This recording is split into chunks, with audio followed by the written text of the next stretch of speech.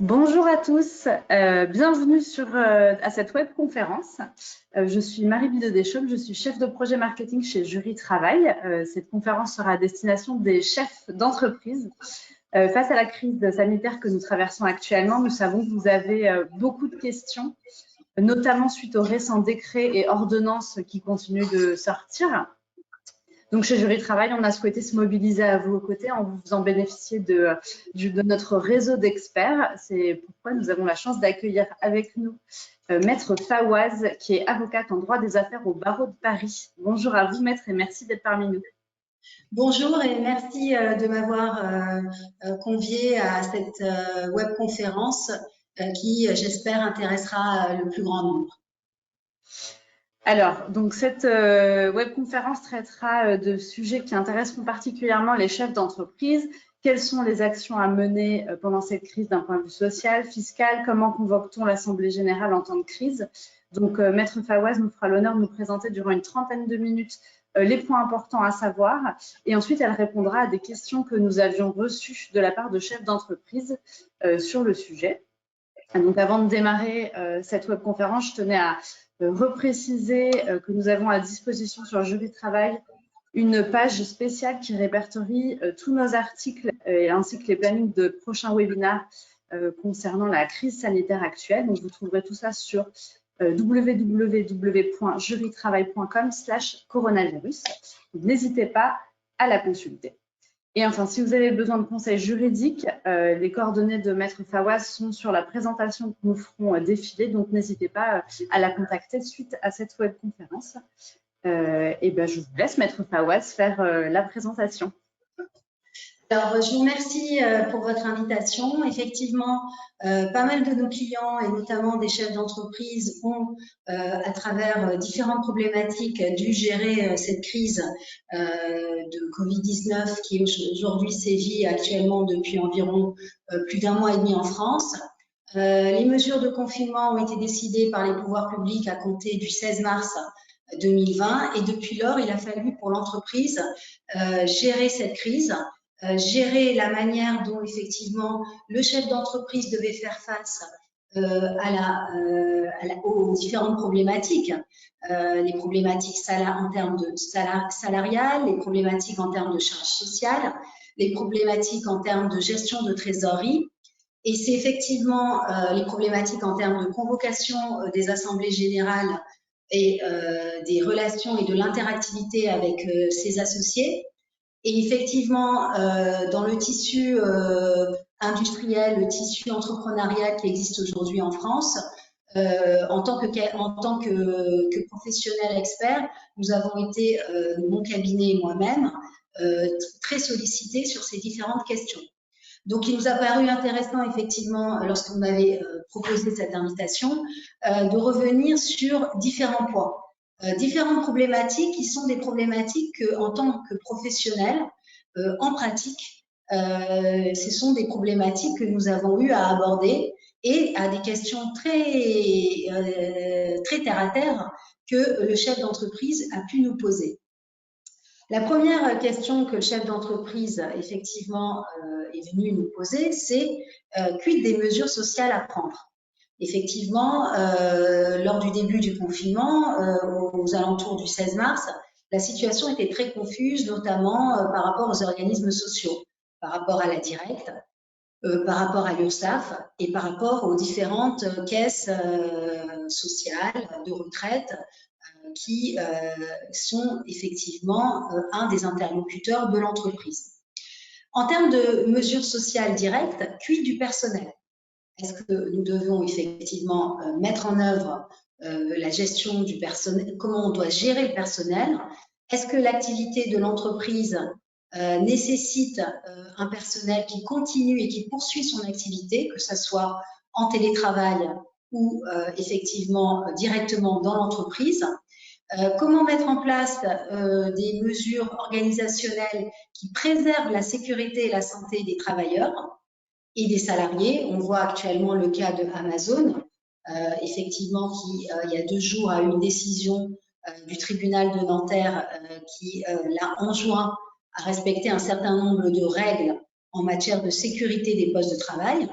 et qui a décidé, en tout état de cause, à l'issue de cette décision de justice, de fermer ses entrepôts et de limiter totalement son activité, alors que la décision de justice qui a été prise par le tribunal de Nanterre, en réalité, lui demande de limiter son activité au commerce essentiel, ce qui est l'esprit, effectivement, de l'ordonnance.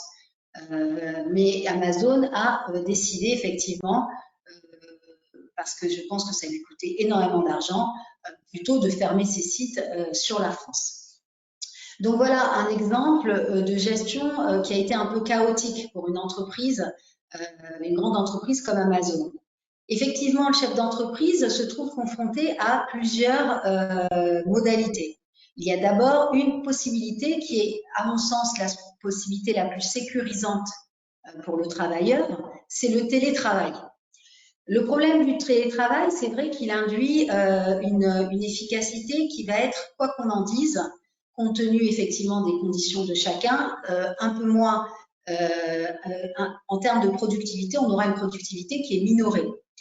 Le télétravail, effectivement, c'est une organisation qui, en droit du travail, nécessite habituellement l'accord du salarié. Donc ça, c'est effectivement un des points importants sur lesquels vous devez vérifier l'accord de votre salarié.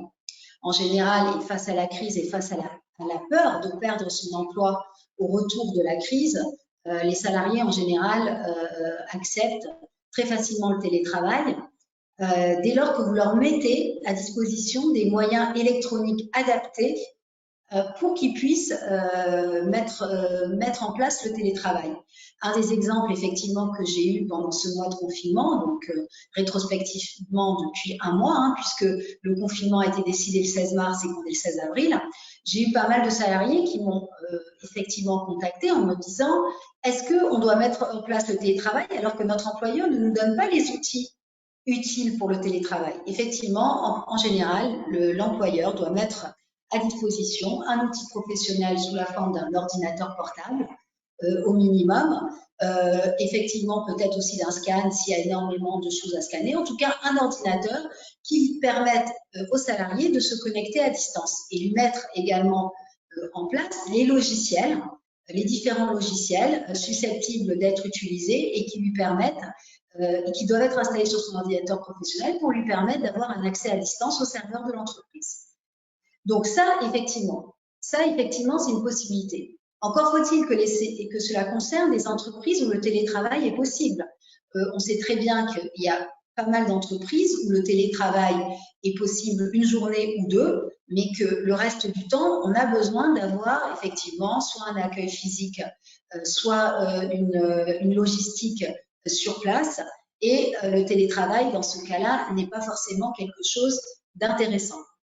Une autre particularité du droit du travail, c'est qu'il ne faut pas oublier effectivement qu'en cas de force majeure, et l'épidémie de Covid-19 a été déclarée par l'OMS en janvier 2019 dans une décision de l'OMS comme un cas de force majeure, il a été indiqué que le recours au télétravail peut être imposé aux salariés.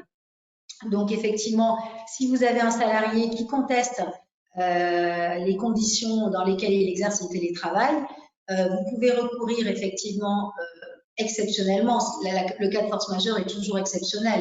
Effectivement, c'est quelque chose à manier avec précaution parce que les juridictions françaises n'ont pas encore statué sur ce cas de force majeure.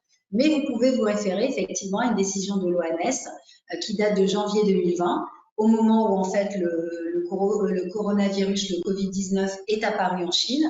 Et cette décision de l'OMS qui date pour mémoire du 20 janvier, enfin de la seconde quinzaine du mois de janvier, est une décision qui effectivement explique que le Covid-19 est un cas de force majeure. Donc ça peut être une décision sur laquelle vous pouvez vous référer. Alors, que faire en cas de refus du salarié de télétravailler? Alors, lorsque le salarié refuse de télétravailler, il y a certainement une raison d'abord. Donc c'est ce que je vous ai expliqué, il faut lui mettre des outils à sa disposition. Notamment, j'ai eu pas mal de cas de refus de salariés de travailler parce que les outils n'étaient pas à leur disposition et qu'il était impossible pour eux d'effectuer leur travail en temps et en heure et avec la même qualité que celle qu'ils avaient avant le confinement. Dans ce cas-là, effectivement, en cas de refus du salarié de télétravailler, il faut que vous justifiez lui avoir mis en place les outils nécessaires au télétravail d'abord. Et ensuite, si effectivement toutes les conditions ont été mises en place pour pouvoir permettre à ce salarié de télétravailler, il n'y a pas de raison. Il n'y a pas de raison valable au salarié pour refuser le télétravail. Donc, le recours au télétravail peut être fait sans l'accord du salarié. Il faudra effectivement lui écrire une lettre, lui expliquer que le télétravail, que nous sommes dans une situation exceptionnelle, dans une situation qui peut être considérée comme un cas de force majeure, et à ce moment-là, le recours au télétravail peut être fait sans l'accord du salarié. Alors ça, effectivement, ce sont pour les entreprises qui sont soit fermées au public, soit qui ont une activité de bureau. Alors, quid des entreprises ouvertes au public? Donc, il reste effectivement pas mal de professions et on les salue à travers ce webinaire. Il existe effectivement pas mal de professions où l'accueil au public est indispensable, notamment je pense aux supermarchés, je pense effectivement à des activités essentielles telles que les boulangeries ou les pharmacies où effectivement les salariés doivent être présents pour pouvoir assurer un service minimum à la société. Alors, là, effectivement, vous, en tant que chef d'entreprise, effectivement, vous avez une obligation et vous me direz que vous trouvez cette obligation extrêmement pesante, et ça, je le comprends parfaitement. C'est effectivement une obligation, c'est-à-dire que vous devez préserver les salariés en respectant strictement les mesures d'hygiène et de sécurité de nature à préserver leur santé. Alors, vous allez me demander quel type de mesures. Les types de mesures qu'il faut mettre en place, ce sont des mesures, par exemple, liées au port du masque, au port de gants adaptés. Pourquoi pas au port de blouse? Parce qu'effectivement, on a considéré qu'il y a eu des projections de salive sur les vêtements, donc pourquoi pas des blouses adaptées, notamment en pharmacie où on accueille pas mal de malades. Des mesures qui sont liées à l'accueil des clients dans le commerce, c'est-à-dire effectivement une limitation du nombre de personnes dans le commerce en fonction de la taille du commerce qui est ouvert. En général, on limite l'entrée du commerce à 2 personnes qui elles-mêmes respectent une distance de 2 mètres de sécurité minimum entre eux. On a également vu autre chose qui était extrêmement intéressant, c'était le parcours fléché. Effectivement, ça permet effectivement le parcours fléché de indiquer au client la manière dont il doit se positionner pour respecter les distances d'usage, respecter la sécurité qu'il doit mettre entre lui et le salarié. Et ce parcours de distance fléchée a depuis un mois fait très utilement ses preuves. Donc, il y a des sites spécialisés qui vous indiquent, il y a des sites spécialisés qui permettent de se procurer ce type de parcours fléché. Et moi, je vous invite et je recommande effectivement de mettre en place ce parcours fléché dans les entreprises ouvertes au public. Effectivement, on voit comment le client doit rentrer et doit rentrer dans l'accueil, à quelle distance il doit se positionner pour respecter les distances de sécurité.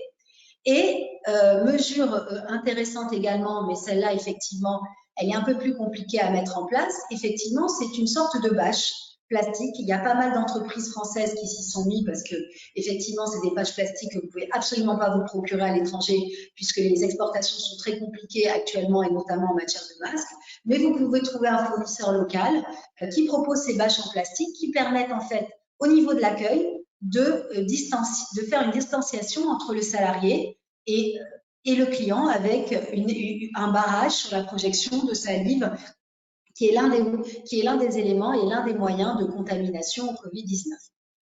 Toutes ces mesures-là doivent être complétées par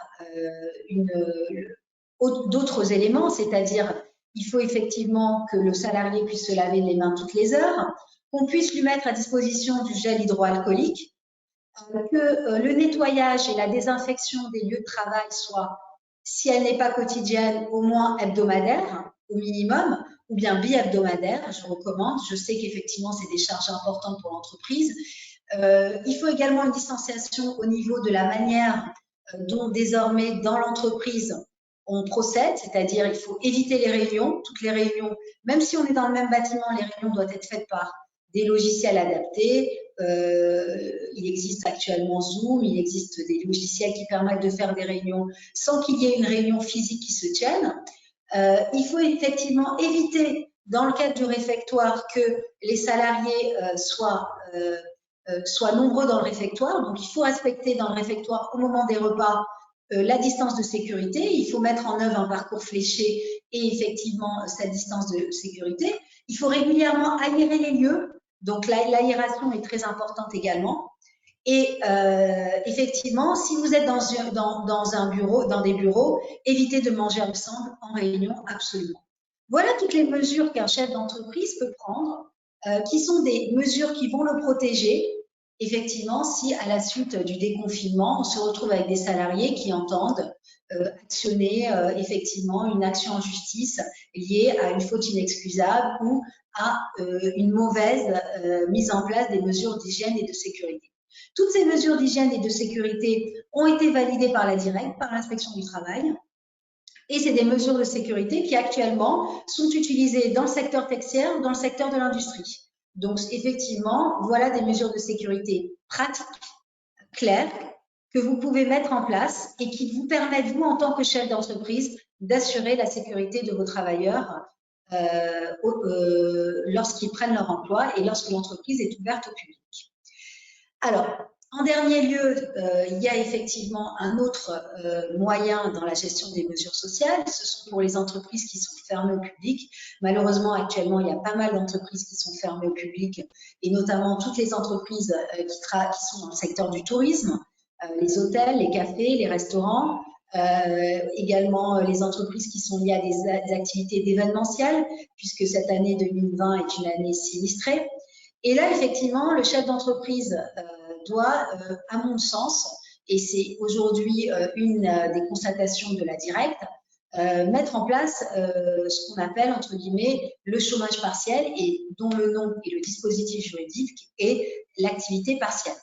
Alors aujourd'hui, à la date d'aujourd'hui, il y a plus de 8 millions d'entreprises qui ont mis en place l'activité partielle. Un décret qui acte de la prise en charge 100% du coût des salaires pour les employeurs a été publié le 25 mars 2020. Donc, vous pouvez être assuré. Ce décret a été pris par les pouvoirs publics et il vous permet de bénéficier de ce dispositif d'activité partielle. Quelle est la conséquence en termes de salaire pour les employés? Le salarié recevra 84% de son salaire net ou 100% de son salaire brut. Donc, effectivement, il y a un différentiel de salaire pour les salariés, mais cela permet de conserver les emplois dans l'entreprise. Ce dispositif d'activité partielle, je vous le recommande quand effectivement vous vous retrouvez à l'arrêt, quand vous avez effectivement une entreprise qui est totalement fermée. N'oubliez pas que pour les activités de gestion, c'est-à-dire qu'effectivement, même si l'entreprise est fermée, si tous les postes opérationnels ne fonctionnent pas, il reste effectivement des postes liés à la gestion de l'entreprise qui peuvent toujours fonctionner. Dans ce cas-là, vous pouvez mettre en place un dispositif d'activité partielle, mais faites attention, si vous faites travailler votre salarié de temps en temps, déclarez quand même une journée de travail et le dispositif d'activité partielle doit être minoré. Ça concerne des postes comme le poste RH, le poste de DRH, qui sont des activités de gestion, le poste de directeur financier, parce qu'effectivement, c'est des postes dans l'entreprise où vous avez besoin toujours de faire appel à votre directeur financier, à votre directeur juridique, à votre DRH. Et c'est des gens qui sont peut-être en télétravail. Et s'ils ne sont pas en télétravail et que vous souhaitez les mettre en activité partielle, ils ne sont pas en activité partielle totalement. Et dans ce cas-là, il faut quand même qu'ils puissent travailler 1 à 2 journées par semaine et que vous l'indiquiez à la DIRECT lors de la déclaration sur le dispositif d'activité partielle. Voilà ce que je pouvais dire sur les mesures sociales. Ensuite, quid de ce qui intéresse énormément le chef d'entreprise, parce qu'il en va de la survie de l'entreprise. On parle effectivement de la trésorerie. La trésorerie est effectivement un point très important. Il faut, pour sortir de cette crise, si l'on peut dire en meilleur état, il faut avoir un véritable contrôle accru sur la trésorerie de l'entreprise. Alors, quels sont effectivement les outils clés pour agir sur la trésorerie de l'entreprise? Effectivement, depuis le 7 mars, on peut considérer que sur le mois de mars, si vous avez reçu pas mal de paiements sur la première moitié du mois de mars, vous avez effectivement un chiffre d'affaires qui est minoré à hauteur de 50%, mais vous avez en général un chiffre d'affaires qui a fonctionné du 1er au 15 mars. C'est beaucoup plus compliqué à partir de la seconde quinzaine du mois de mars parce que les fournisseurs ne payent pas, les fournisseurs ne sont pas payés, pardon, et les distributeurs payent moins. Au niveau des contrats, vous avez par exemple des clients qui ont suspendu leur contrat, ce qui vous fait des rentrées d'argent beaucoup moins importantes. Et vous êtes par exemple sur des projets où vous deviez prendre une avance et malheureusement, ça ne s'est pas fait et cela dure depuis un mois. Donc, il faut absolument, pendant cette période critique, diminuer les charges de l'entreprise et je vous apprendrai rien là-dessus. Alors, en tant qu'expert, vous m'avez beaucoup sollicité sur la question des charges sociales et des échéances fiscales et sociales. Alors, le gouvernement a apporté rapidement une réponse aux entreprises par rapport à cela. On peut se féliciter effectivement que l'URSSAF a pour les travailleurs indépendants et les entrepreneurs et les auto-entrepreneurs suspendu, alors je dis bien suspendu les prélèvements pour les échéances des mois de mars et des mois d'avril 2020 qui intervenaient entre le 15 et le 20 mars 2020 et le 15 et 20 avril 2020. Ceux qui étaient prélevés le 15 mars, malheureusement, ont payé cette échéance, mais effectivement, l'échéance du 20 mars de l'URSSAF n'a pas été prélevée pour les travailleurs indépendants et les auto-entrepreneurs. Et l'URSSAF a reconduit ce dispositif pour le mois d'avril. Elle a communiqué là-dessus en expliquant que ni le 5 avril, ni le 20 avril, elle ne prélèverait les échéances de l'URSSAF. Donc, vous pouvez être rassuré sur ce point-là. Vous pouvez être rassuré sur le fait, effectivement, qu'il y a une suspension au mois d'avril, mais n'oubliez pas que l'URSSAF n'a pas annulé. Ce seront des échéances qu'elle compte reprendre et qu'elle compte récupérer à partir du mois de mai si le déconfinement intervient le 11 mai. Alors, pour les entreprises qui ont énormément de difficultés financières parce que déjà la situation et la trésorerie étaient tendues avant le confinement, il faut effectivement monter un dossier. Il faut monter un dossier avec son expert comptable et effectivement son juriste ou son avocat, où vous devez justifier des difficultés financières. Donc, il faut effectivement au moins présenter les 3 derniers relevés bancaires, montrer qu'il y a une baisse des commandes, une baisse du chiffre d'affaires, demander une attestation de chiffre d'affaires à son expert comptable. Il faut également peut-être mettre un compte de balance, un compte de trésorerie dans votre dossier. Et vous devez présenter tout ce dossier-là à l'administration fiscale et à l'URSSAF pour essayer d'obtenir que les échéances d'impôt direct d'avril 2020 ne soient pas prélevées. En général, vous avez un interlocuteur assez rapidement au niveau de l'administration fiscale et assez rapidement, vous avez un entretien avec votre interlocuteur au niveau de la recette des impôts et des finances publiques. Alors, quid de la TVA? Alors, il faut effectivement que je vous rappelle au niveau de la TVA, malheureusement, au niveau de la TVA, l'État pensant peut-être, parce qu'effectivement, on sait très bien que les dépôts de bilan et les dépôts d'entreprise interviennent souvent à cause de la TVA, l'État n'a pas fait suspendre les prélèvements de TVA. Donc, au mois d'avril, c'est-à-dire hier, le 15 avril, il fallait déclarer sa TVA. Alors, il y a eu un assouplissement des modalités de déclaration de la TVA, c'est-à-dire qu'on demandait actuellement le fait que vous présentiez des factures qui sont scannées et non pas les factures originales.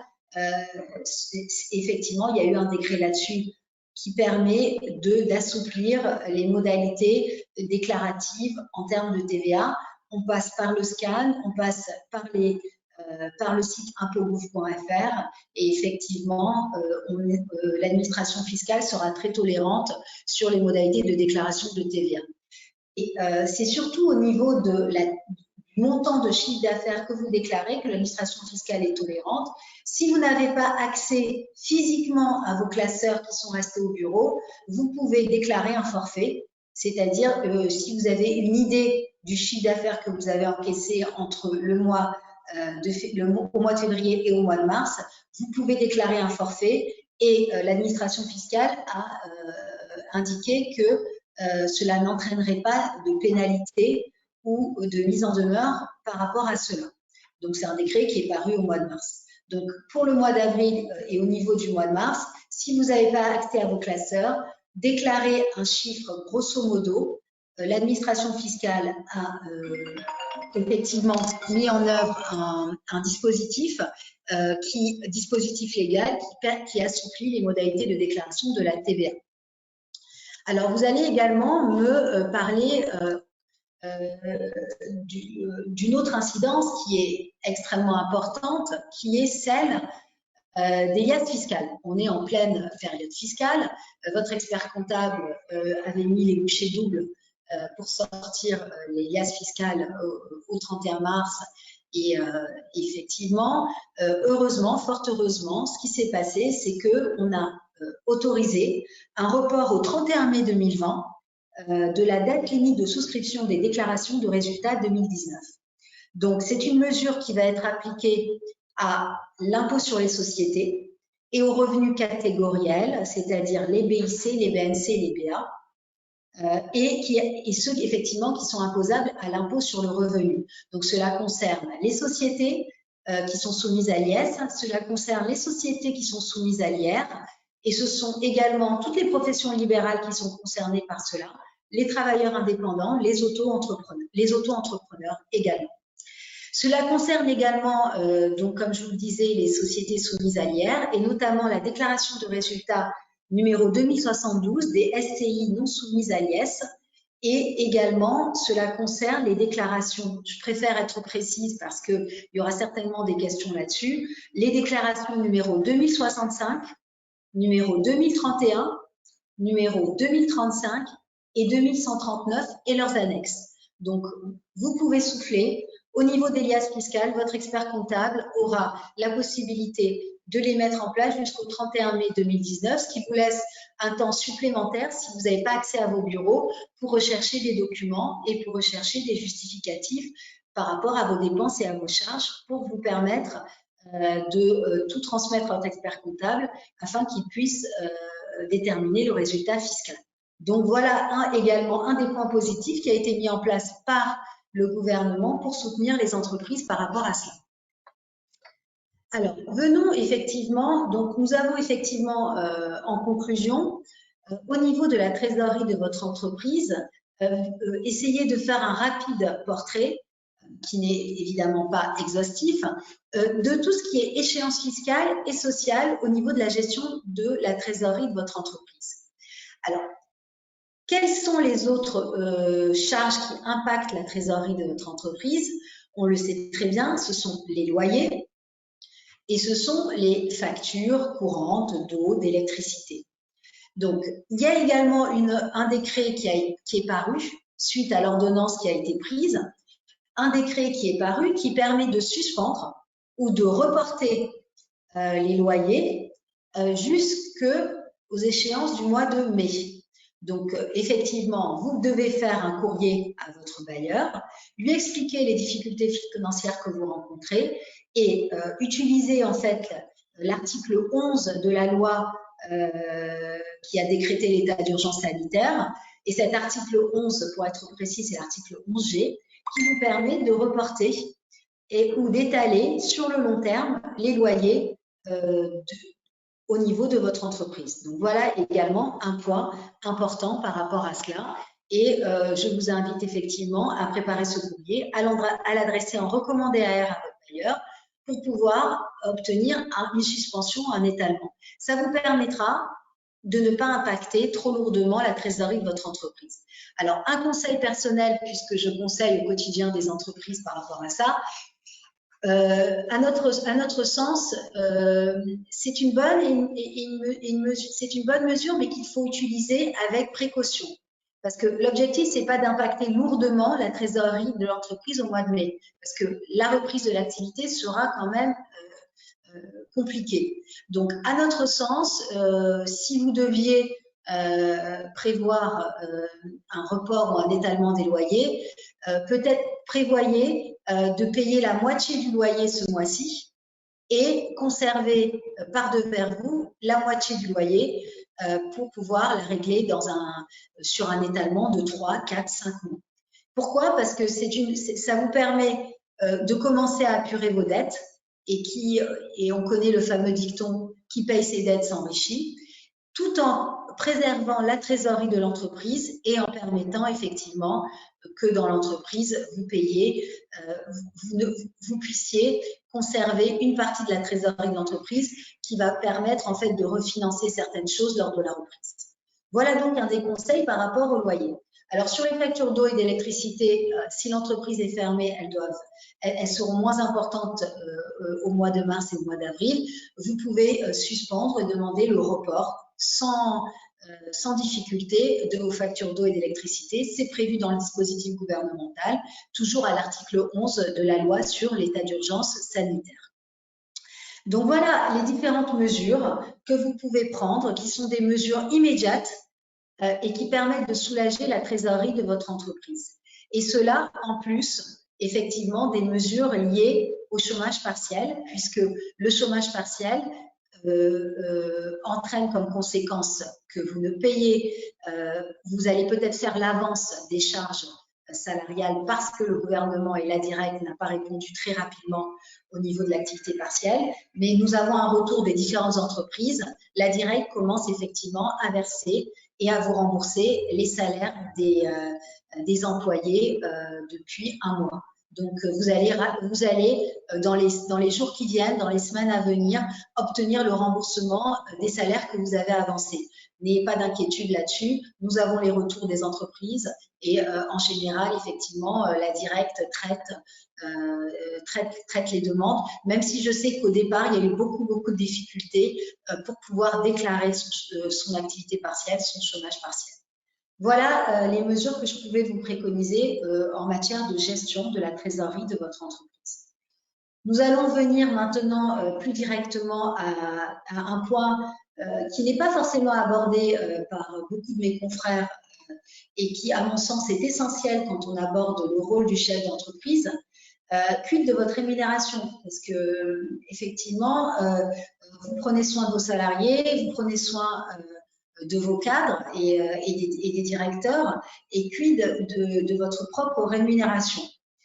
Alors, il y a deux catégories. Il y a les dirigeants, effectivement, qui ne se rémunèrent pas et qui sont de simples mandataires sociaux.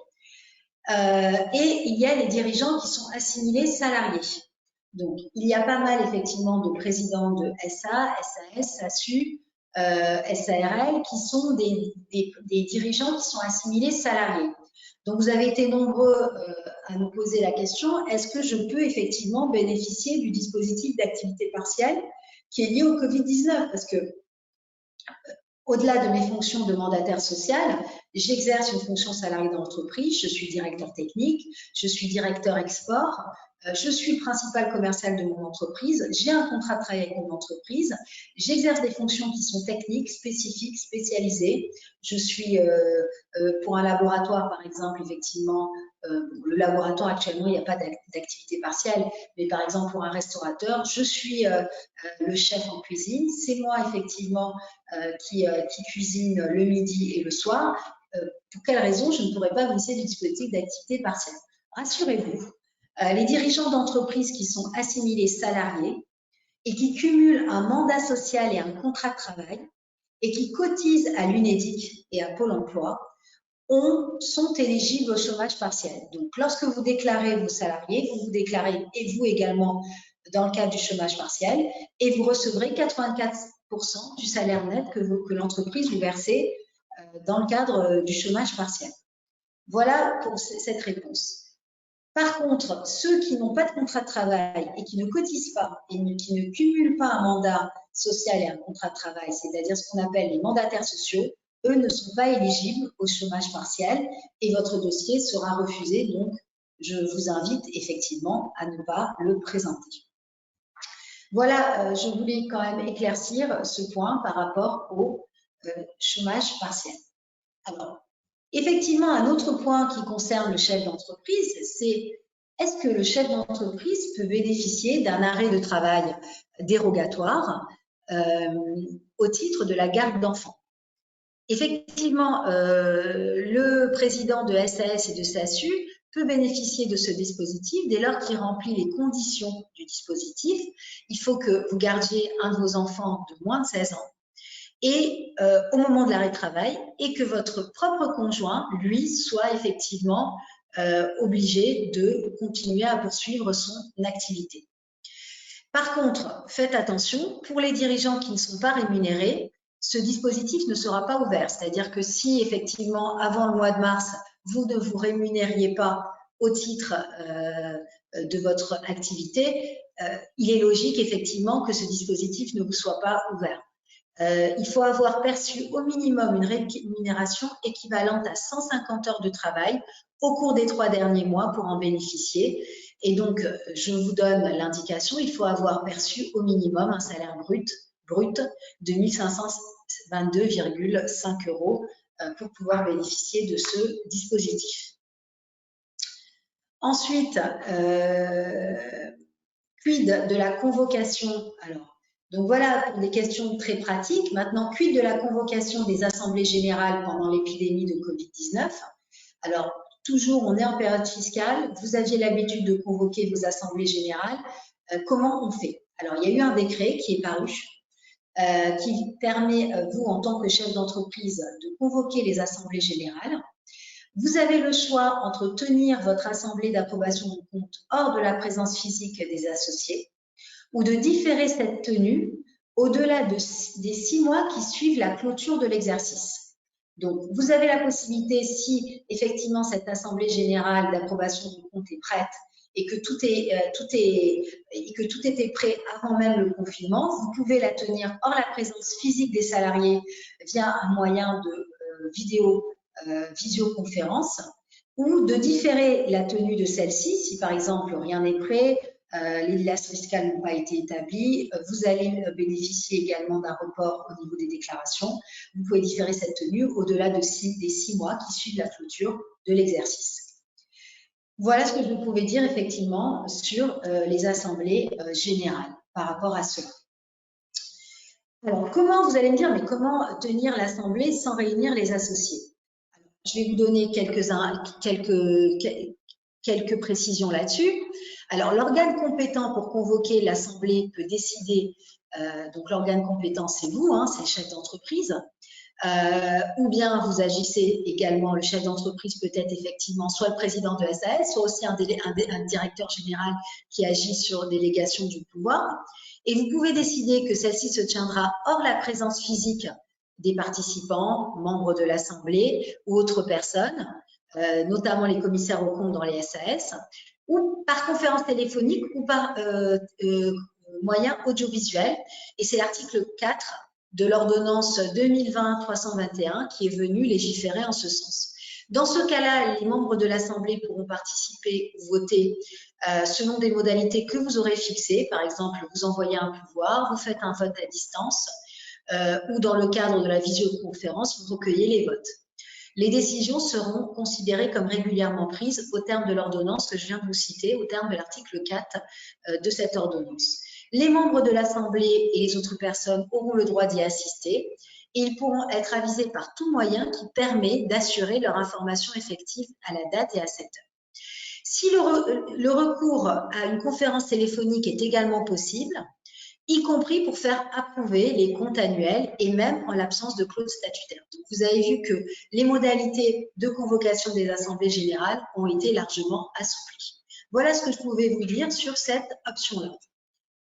Effectivement, si vous ne voulez pas mettre en œuvre cette option parce que rien n'est prêt, vous n'avez pas les documents sociaux vous ne voulez pas effectivement les envoyer par la poste ou c'est trop compliqué, vous avez la possibilité également, et c'est une des mesures phares de l'ordonnance de 2020-318, il y a eu un allongement du délai pour approuver les comptes au-delà des 6 mois après la clôture de l'exercice. Ce délai va vous permettre de bénéficier de quelques mois supplémentaires pour achever ces travaux et de faire approuver les comptes par les associés dans les meilleures conditions possibles. C'est le cas lorsque vous êtes par exemple dans une entreprise où effectivement il y a pas mal de choses à aborder dans le cadre d'une assemblée générale. Peut-être que dans un climat plus serein, l'assemblée générale se déroulera beaucoup mieux. Il faut effectivement préciser que cette mesure de faveur s'applique aux groupements qui clôturent leurs comptes entre le 30 septembre 2019 et le 23 juin 2020. En sont exclus de cette mesure les groupements dont le commissaire aux comptes a émis son rapport sur les comptes avant le 12 mars 2020, ce qui est logique puisque ça veut dire que tout est prêt et que rien ne s'oppose à ce que l'Assemblée générale puisse se tenir en visioconférence, souvent télé ou par téléphone ou en conférence téléphonique. Donc, le délai imposé par les textes pour tenir l'assemblée d'approbation des comptes a été donc logiquement prorogé de 3 mois au terme de l'article 3 de cette ordonnance. Voilà ce que je voulais vous dire par rapport à ces différentes précisions. Voilà. Donc, je vous ai effectivement brossé un panel qui porte sur la gestion des mesures sociales, sur la gestion de la trésorerie, sur la gestion des assemblées générales, sachant que actuellement, ce sont effectivement tous les domaines dans lesquels le chef d'entreprise était amené à intervenir durant cette période fiscale, et cela au-delà des spécificités de chaque secteur d'activité. Et j'espère que cela vous aura aidé, et je reste à votre disposition. Vous trouverez effectivement mes coordonnées sur le site. Je reste à votre disposition pour dialoguer, et n'hésitez pas à m'envoyer vos questions, j'y répondrai, et nous pourrons effectivement échanger sur les difficultés que vous rencontrez au quotidien dans la gestion de votre entreprise. Je vous remercie beaucoup de votre écoute. Merci beaucoup, maître. C'était très clair. Du coup, si ça vous va, on peut passer aux quelques questions que nous avions reçues de la part de chefs d'entreprise, que nous avions envoyées au préalable. Alors, nous avions une première question. Est-ce que les auto-entrepreneurs vont bénéficier du décalage des charges et sous quelles conditions? Alors, effectivement, les auto-entrepreneurs vont bien bénéficier du décalage des charges. Je vais rejoindre effectivement ce que j'ai déjà dit en amont, c'est-à-dire que vous allez bénéficier du décalage des charges par le réseau des URSSAF, qui ne prélèvera pas ni le 15 mars ni le 15 avril 2020 et ses échéances.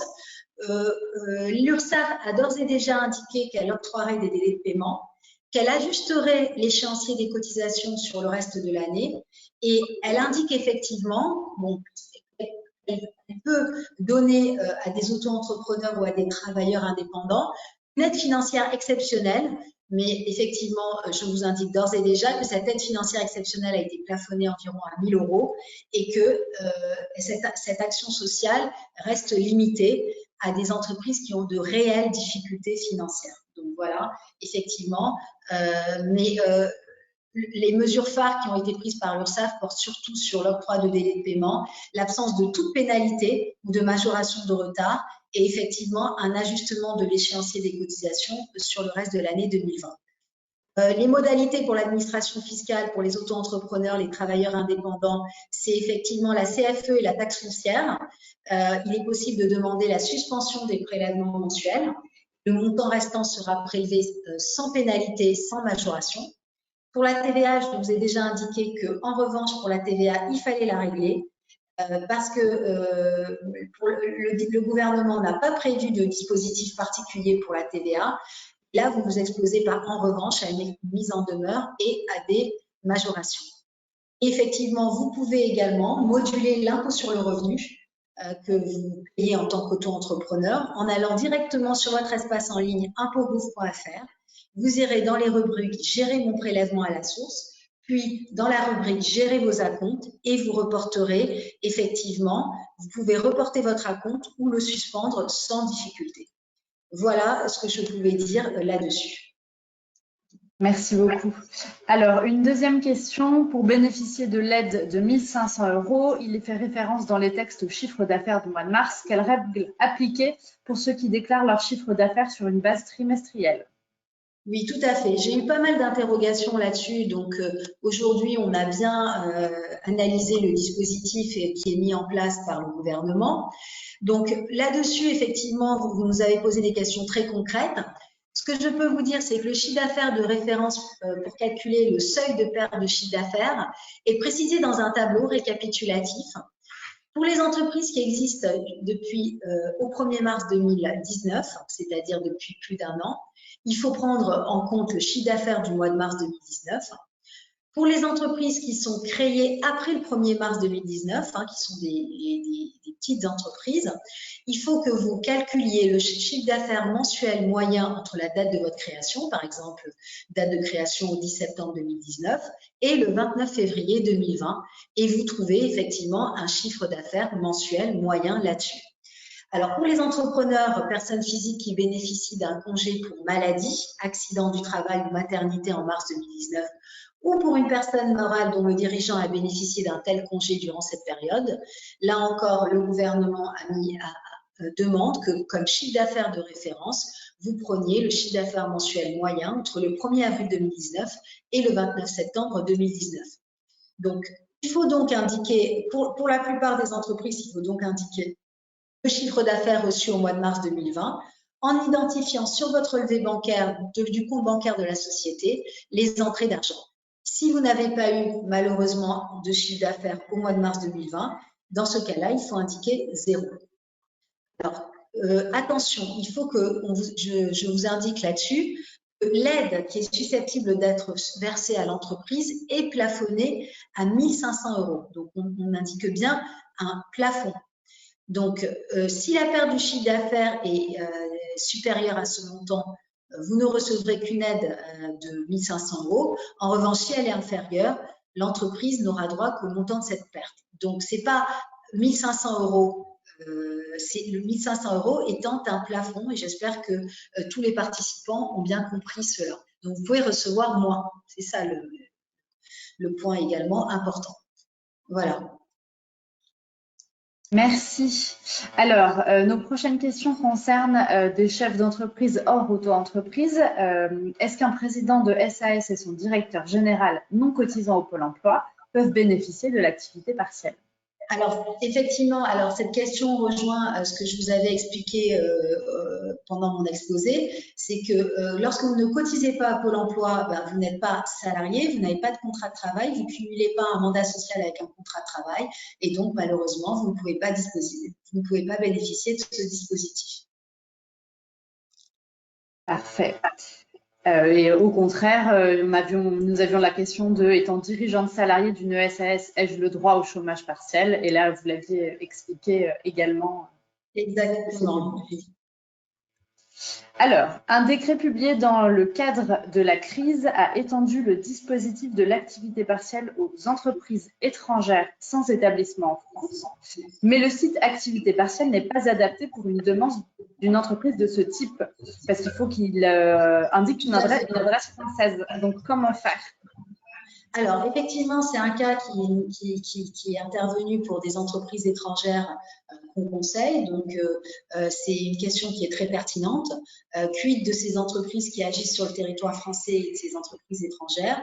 Vous pouvez effectivement avoir une entité française à gérer dans le cadre d'un groupe international, mais vous n'avez pas d'établissement localisé sur la France. Donc, les salariés qui sont employés par cette entreprise étrangère ne comportant pas d'établissement en France et salariés qui effectuent pour le compte de cette entreprise une activité sur le territoire national peuvent être placés en activité partielle, ils sont éligibles au dispositif et bénéficier à ce type de l'indemnité correspondante. Aucun doute là-dessus. Toutefois, afin de bénéficier de ce dispositif, vous allez devoir effectivement soumettre ces salariés aux contributions et cotisations sociales du régime français de sécurité sociale et de l'assurance chômage. Donc, par exemple, pour un salarié qui partage son temps entre la France et le Luxembourg, entre la France et l'Allemagne, il faut que ce salarié ait été déclaré en France pour une activité qu'il exerce en France et que vous payez pour ce dernier des cotisations sociales françaises. Donc ça, effectivement, c'est un des points importants qu'il faut souligner comme condition. Vous disposez effectivement à ce titre-là d'un dispositif facultatif qui s'appelle le dispositif TFE. Donc, à mon avis, vous me demandez comment vous devez procéder pour la demande d'autorisation préalable. Effectivement, pas mal de clients nous ont dit qu'ils avaient des difficultés à joindre la directe. Dans votre optique, il faut joindre la directe qui est compétente en fonction du lieu du travail du salarié. Donc, par exemple, si celui-ci travaille sur la région PACA, il faut effectivement joindre la directe de la région PACA. Et il faut joindre pour l'URSSAF Alsace. Alors, l'URSSAF Alsace, qui est également le Centre national de firmes étrangères, c'est donc en Alsace, au Centre national de firmes étrangères, qui est localisé toute l'activité et toute la gestion des cotisations sociales des entreprises qui n'ont pas d'établissement en France. Et pour être le plus précise possible, on vous donnera les coordonnées de cette URSSAF, mais je peux vous dire qu'il est basé 16 rue Contact dans le département du 67 à Schiltigheim. Et effectivement, il y a un numéro de téléphone, ils ont un courriel qui est le cnfe.strasbourg@ursaf.fr et je vous invite à leur transmettre par scan toute la demande avec la directe qui est compétente sur votre lieu d'activité. Voilà ce que je pouvais vous dire là-dessus. Évidemment, rien ne remplacera également un appel à la directe qui vous donnera également une adresse mail où vous devez envoyer votre demande d'activité partielle. Voilà. Merci, c'est très clair. Alors, la prochaine question vient d'un propriétaire de restaurant qui avait prévu de vendre son restaurant, mais du coup, sa banque lui a indiqué que les transactions étaient gelées jusqu'à nouvel ordre. Est-ce que l'une des parties peut annuler la transaction sans payer la pénalité de 10%? Alors, effectivement, c'est une question qui est souvent revenue et que je n'ai pas abordée dans mon exposé parce qu'on était limité dans le temps. Quid des contrats donc qui sont en cours, des contrats de cession de fonds de commerce. Vous êtes en train d'acheter un fonds de commerce, vous êtes en train d'en céder un. Quid de l'épidémie de Covid-19 et de la suspension de toutes les opérations courantes. Alors, malheureusement, il faut considérer plusieurs choses. Alors, il faut d'abord voir si vous avez dans votre contrat une condition suspensive. Alors, pour répondre plus précisément à ce monsieur, il est vrai qu'on assiste actuellement, et j'ai pas mal de clients qui m'en parlent, à un gel des crédits. Alors, les pouvoirs publics essayent d'agir sur les banques, mais les banques en ce moment, effectivement, rechignent à octroyer des crédits et il n'y a pas la fluidité que les pouvoirs publics essayent d'amener par rapport à cela. Donc, les établissements de crédit sollicités sont susceptibles de ne pas souhaiter financer l'opération au regard du contexte économique qui peut en résulter, notamment au moment de la reprise. Donc, il faut savoir que seul le refus de prêt est de nature soit à rendre caduque la promesse, soit à obliger les parties à modifier les termes et les conditions de l'opération. Donc, ça, c'est clair et net. Et il faut effectivement obtenir un refus. Alors, les banques, pour ne pas engager leur responsabilité, ne parlent pas forcément de refus, elles parlent de gel. Alors, il faut effectivement en penser à d'autres types de moyens de financement, notamment à un crédit vendeur ou à une cession progressive qui est également possible. Donc, il faut vraiment analyser la promesse synalagmatique de cession du fonds de commerce du restaurant, déterminer s'il y a ou non une condition suspensive relativement au financement via l'obtention du prêt. Et s'il y a une condition suspensive relative au financement de l'obtention du prêt, le refus du prêt est de nature à rendre caduque la promesse. En revanche, si vous n'aviez pas prévu ça dans votre promesse synalagmatique de cession du fonds de commerce, vous n'avez pas d'événement de nature à empêcher totalement la réalisation de celle-ci. Alors, c'est toujours la discussion qui est actuellement en cours entre les professionnels du droit, à savoir est-ce que le phénomène du Covid-19 est ou non considéré comme un cas de force majeure et de nature à empêcher la réalisation de la cession.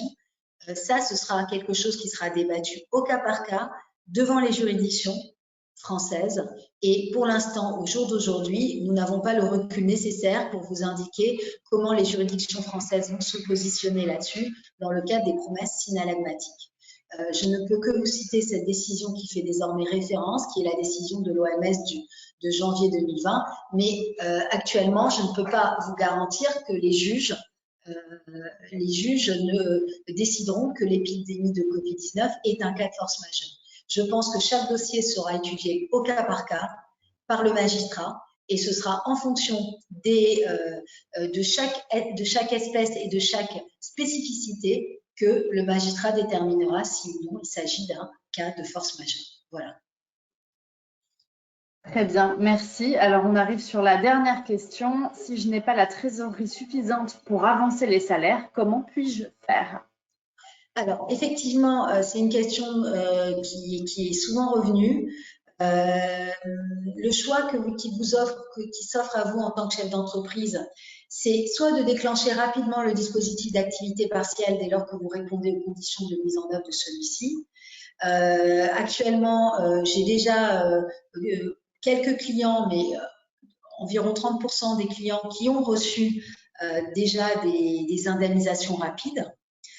À défaut, vous pouvez envisager également de maintenir le télétravail, c'est-à-dire que l'entreprise est ouverte et potentiellement elle est capable d'avoir du chiffre, ou soit effectivement vous n'avez d'autre recours que injecter des capitaux dans la trésorerie de l'entreprise via un financement bancaire, via un crédit relais qui reste possible dans le cadre en fait d'une trésorerie d'entreprise qui serait plus fluide. Voilà. Donc voilà les différents moyens que vous pouvez mettre en œuvre dans le cadre en fait d'une avance de salaire. Et ces différents moyens ont fait leur preuve, mais sachez que actuellement le gouvernement est en train de payer les salaires et que les dispositifs d'activité partielle fonctionnent assez bien. Voilà. Merci beaucoup. C'est moi.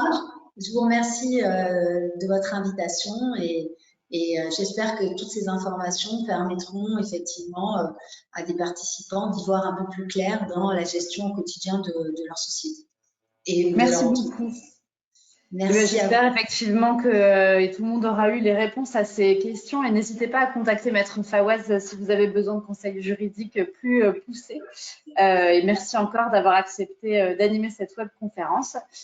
Pour tous les participants qui nous regardent, nous avons encore des webconférences prévues. Nous en avons une demain sur le chômage partiel et nous verrons si nous en voulons peut-être dans les semaines à venir. Si vous avez des sujets qui vous intéressent, n'hésitez pas à nous les transmettre. Merci encore, Maître Fawaz, et bonne journée. Merci encore pour votre participation et